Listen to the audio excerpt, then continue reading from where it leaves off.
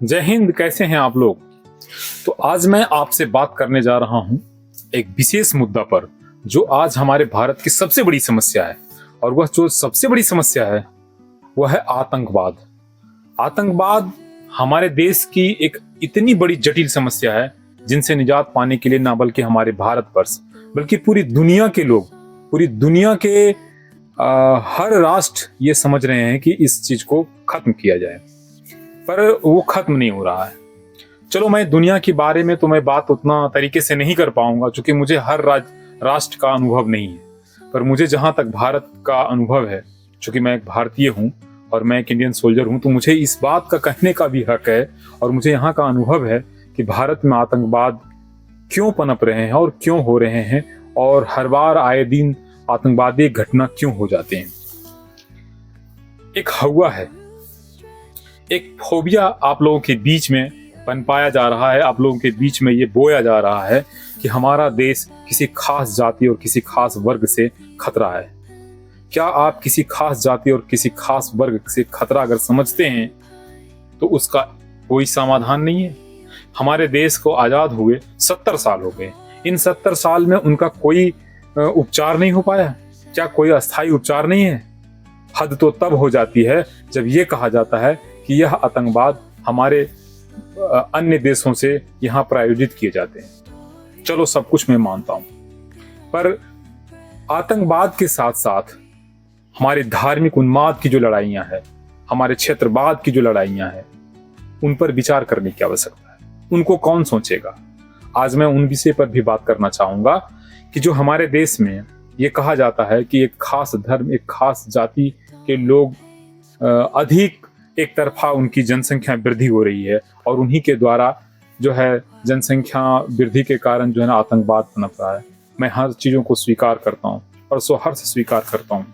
हमारा कहना बस इतना ही है, यह राष्ट्र का राष्ट्रपति जो है यह वर्तमान में वह हिंदू धर्म से बिलोंग करता है। प्रधानमंत्री जो है वो हिंदू राष्ट्र से, हिंदू जाति से बिलोंग करता है। जो हमारे देश के बड़े बड़े राज्य जो हैं उनके जो मुख्यमंत्री हैं वह हिंदू है। इन तमाम कारकों के बावजूद हमारे देश में एक खास जाति, खास वर्ग के लोगों से खतरा है। और किसको खतरा है? हिंदुओं को खतरा है। और वो कह रहे हैं वह खास जाति, खास वर्ग के लोग ही आतंकवाद और आतंकवाद को पनपने में सहायक सिद्ध हो रहे हैं। मैं इन चीजों को सहर्ष स्वीकार करता हूं, पर अगर आप में अगर तर्क करने की क्षमता हो तो आप उस दर्शन के कसौटी पर अगर कसकर आप देखेंगे तो आपको पता चलेगा कि आतंकवाद कहां से पनप रही है। हमारा कहना बस इतना ही है। हमारा अगर कहना इतना ही है कि अगर किसी खास जाति और वर्ग से आतंकवाद पनप रही है तो हमारे संविधान कहाँ है? हमारे संविधान के जो पालनकार हैं, जो इम्प्लीमेंटेशन करवाने वाले हैं, वो कहाँ है? आखिर क्यों नहीं एक बार उनके ऊपर दमनकारी नीति को अपनाया जाता है? क्यों नहीं कोई ऐसी ठोस कदम उठाई जाती है जो दोबारा वो इस तरह की हरकत करने के लिए सोचे भी ना? हमारा ये तो हुआ सामाजिक ओपिनियन, पर मेरा एक व्यक्तिगत ओपिनियन जो है, सभी लोग धर्म के आधार पर बोल रहे हैं, धर्म के आधार पर आतंकवाद हो रहा है।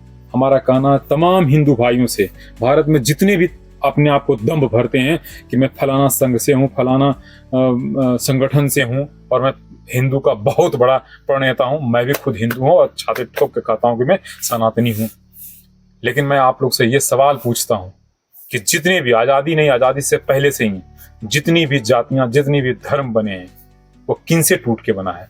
सभी के सभी धर्म सनातन से टूट के बने हैं। इसका जिम्मेवार कौन?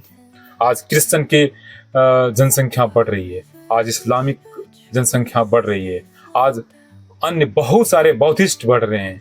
वो आखिर किन से टूट रहे हैं और आखिर क्यों टूट रहे हैं? सवाल ये उठता है। अगर ये सवाल उठता है तो ये सोचने की जरूरत है। और आतंकवाद कहां से पैदा हो रही है, यहीं पे सोचने की आवश्यकता है। अगर आप ये नहीं सोचेंगे तो भाई जो चल रहा है वो चलता रहेगा। हम आप तमाम लोगों से गुजारिश करेंगे कि जो सनातन को तोड़ने वाली बातें हैं, जो सनातन जो टूट रहा है, उसका मुख्य कारक कौन सा जाति और कौन सा धर्म के पालनकार हैं, कौन सा लोग हैं, कौन से वर्ग हैं जो इन समाज को संरक्षित करने के नाम पर इन समाज को धीरे धीरे हल्के हल्के और हर वर्ष तोड़ते जा रहे हैं। आज हिंदू से टूटकर सैकड़ों, जितना इस्लाम बर्बाद नहीं किया है सनातन को, उससे कहीं अधिक हमारे क्रिश्चियन किए हैं। क्रिश्चियन ने बहुत सारा इतना डेवलपमेंट कर गए हैं, इतना ईसाई किए हैं, इतना डेवलप कर गए हैं जितना कि अन्य कोई धर्म नहीं किया है, और इतना नुकसान कोई धर्म नहीं पहुंचाया है इस सनातन को। क्या इन पर कभी कोई विचार किया है? जरा सोच के देखिएगा। प्रति वर्ष स्वीट पॉइजन की तरह क्रिश्चियन का जनसंख्या बढ़ रहा है, उनके अनुयायी बढ़ रहे हैं। आखिर क्या है? आखिर ये सवाल तो सोचना ही पड़ेगा एक ना एक दिन। अगर सनातन के आप सच्चे सिपाही हो और आतंकवाद को आप रोकना चाहते हो और चाहते हो कि उरी जैसे, संसद जैसे, अक्षरधाम जैसे, कारगिल जैसे हमला अगर नहीं हो, तो उसके लिए जिम्मेवार कौन? सनातन को कौन तोड़ रहा है? इस्लाम तोड़ रहा है, या क्रिश्चियन ईसाई तोड़ रहे हैं, या बौद्धिस्ट तोड़ रहे हैं, या कोई अन्य? तो सवाल तो बनता है। जय हिंद।